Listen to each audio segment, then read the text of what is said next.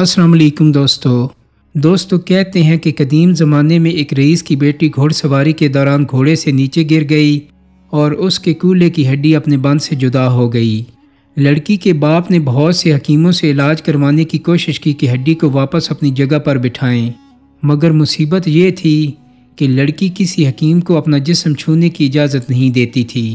باپ نے بہت اصرار کیا لیکن بیٹی کسی طرح راضی نہیں ہو رہی تھی اور دن بدن کمزور ہوتی جا رہی تھی۔ آخر لوگوں نے مشورہ دیا کہ شہر سے باہر ایک بہت خاص حکیم رہتے ہیں، ان سے مشورہ کر لیں۔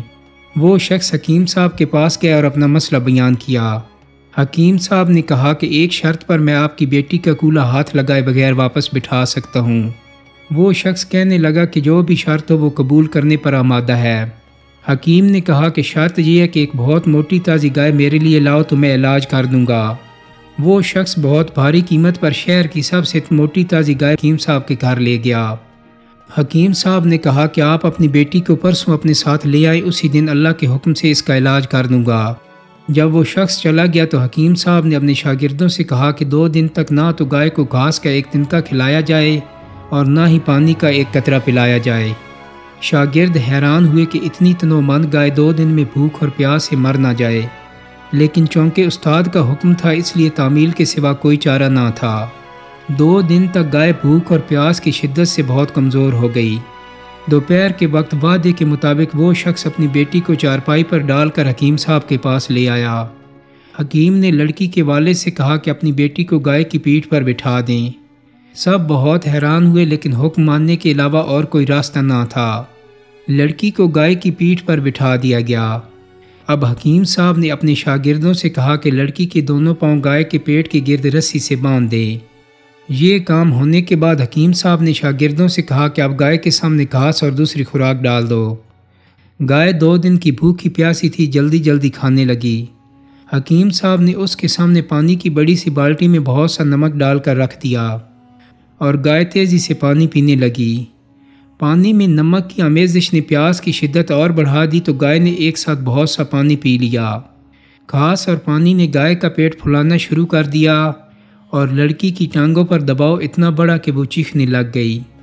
اچانک کھڑاک کی آواز آئی اور لڑکی شدت درد سے بے ہوش ہو گئی۔ حکیم صاحب نے اس کے والد سے کہا کہ اپنی بیٹی کو گائے سے اتار لیں، آپ کی بیٹی کی کولے کی ہڈی ٹھیک ہو گئی ہے اور یہ گائے آج سے میری ہے۔ دوستو یہ حکیم کوئی اور نہیں، حکیم بو علی سینا تھے۔ بو علی سینا ازبکستان کے شہر بخارا میں پیدا ہوئے۔ ان کا اصل نام حسین تھا۔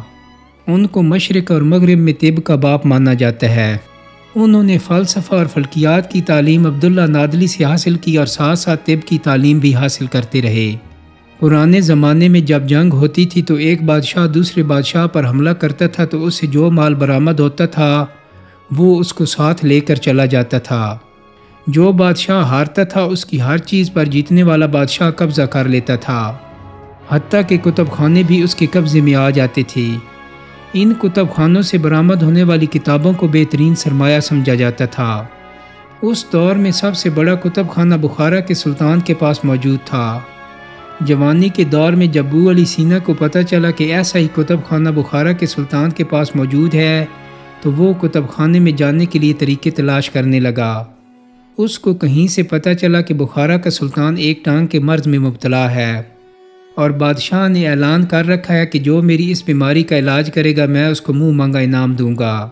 اس نوجوان نے اس بیماری کو حل کرنے کے لیے حکمت پڑھنی شروع کر دی اور سلطان کے پاس چلا گیا اور دعویٰ کیا کہ میں آپ کے ٹانگوں کی بیماری کا حل کر سکتا ہوں۔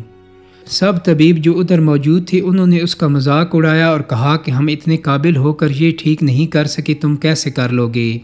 جس پر اس نوجوان نے پھر اپنا دعویٰ کیا کہ میں اس بیماری کا علاج کر سکتا ہوں۔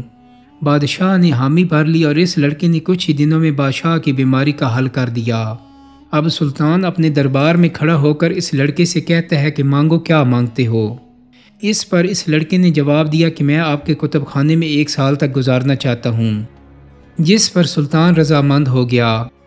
دوستو بو علی سینا کی ذہانت کا اندازہ اس طرح سے لگا سکتے ہیں کہ وہ 1 سال میں پورا کتب خانہ حفظ کر گیا اور سلطان بھی یہ دیکھ کر حیران رہ گیا کہ اس نے تو پورا کتب خانہ ہی حفظ کر لیا ہے۔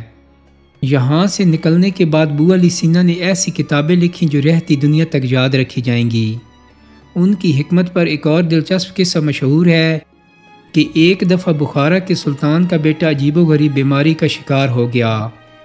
شہزادہ احساس کمتری اور نفسیاتی مریض بن چکا تھا۔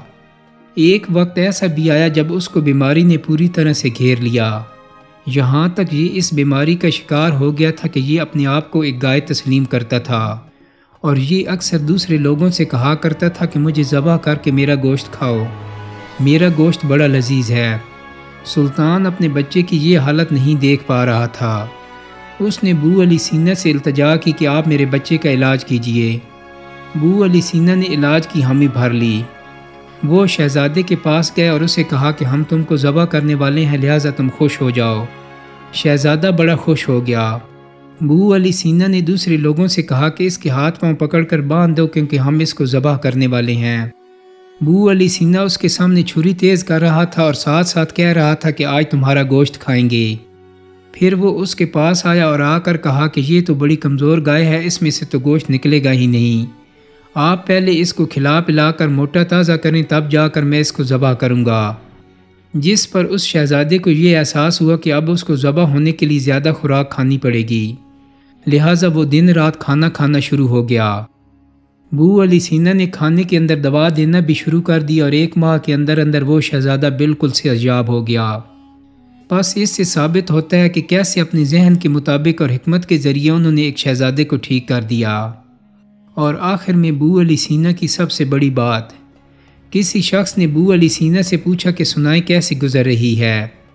اس پر وہ رو پڑے اور کہا کہ گناہگار ہوتے ہوئے بھی اللہ تعالیٰ کی رحمت برس رہی ہے، سمجھ نہیں آتی کہ کس کا شکر ادا کروں، اس کی رحمت کا یا پھر اپنے عیبوں کی پردہ پوشی کا۔ دوستو، امید کرتا ہوں کہ میری آج کی ویڈیو آپ کو پسند آئی ہوگی۔ اگر ویڈیو اچھی لگی ہے تو اس کو لائک اور شیئر کر دیں۔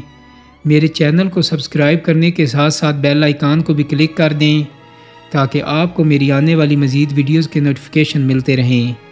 بہت جلدی ایک نئی ویڈیو کے ساتھ ملاقات ہوگی۔ اپنا بہت سارا خیال رکھیے گا۔ اللہ حافظ۔